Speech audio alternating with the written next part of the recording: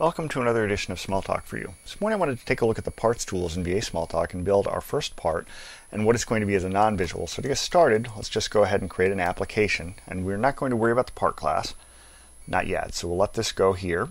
We'll close the composition editor because we're not going to be working in a visual part. Let's go to the parts new over here in the organizer, and we'll say we want my timer, and we want it to be a non-visual part, so we'll select that from this drop down, and we'll hit OK.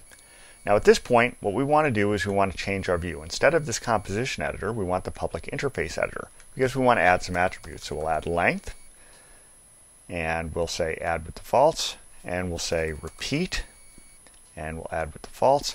And then once we've done that, we're going to change this to Boolean because we want that to be that, and we'll update it, and that'll go ahead and change that.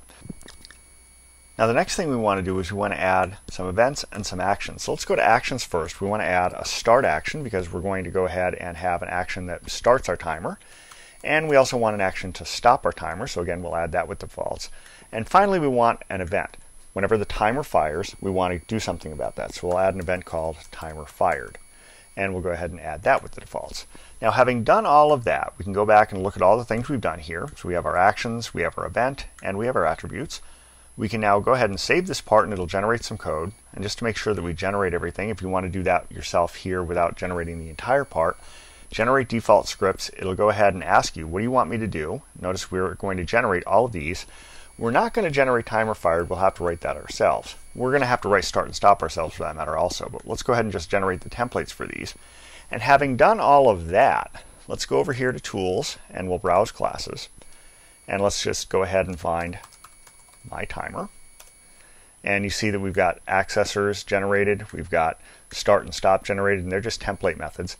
What we want to do though is we want to add one thing. Since we have a timer kind of thing going on, what we want to do is go to the class definition, and we want to add a variable called timer. So we'll add that here, but we're not going to add any accessors. We want that to be private. So we can do that here in the browser and still go back to this tool and work.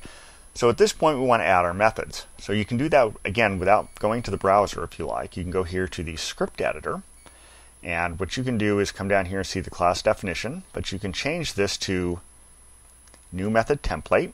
And what we want to do, and I'm going to cheat a little bit, I have the code that I want pasted in somewhere because I don't want to really type this in front of you. So let's just copy it from there and paste it in here. And we'll hit save on this. Now we want to also have a stop method. So we'll copy that out of the other window. And what we want to do here is do methods, new method template. A little more difficult in that sense than working with the browser because you can't just use the previous one. So let's go ahead and save that. And finally, methods, new method template. We want to have our timer event. So we'll go ahead and get the event timer fired thing. So we'll grab that, and we'll paste that in here. And the idea here is that you're writing little pieces of script in this part, and you can do this in the browser as I had open over here, or you can do it here. So we'll go ahead and accept that. So we'll save that. And now again, you can save your part, or you can save the script as something. So you can drop that out to disk if you like.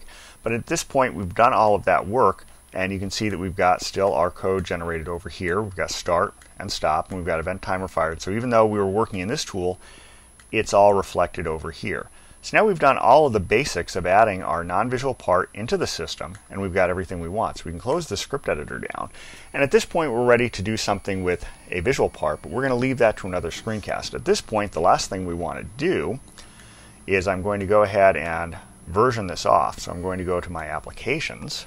I'm going to find my timer app.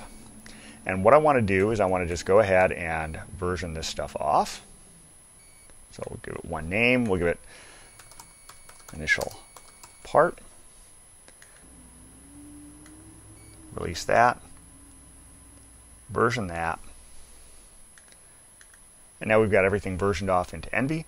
And if we want to start from scratch, we can do that, load this thing in, we'll have this part ready to go. So next time what we'll do is we'll take this part we've created and test it by seeing if we can drop it into a visual part that we're creating with the visual tools. So that's about it for today. Until next time, have fun with whatever Smalltalk you're using.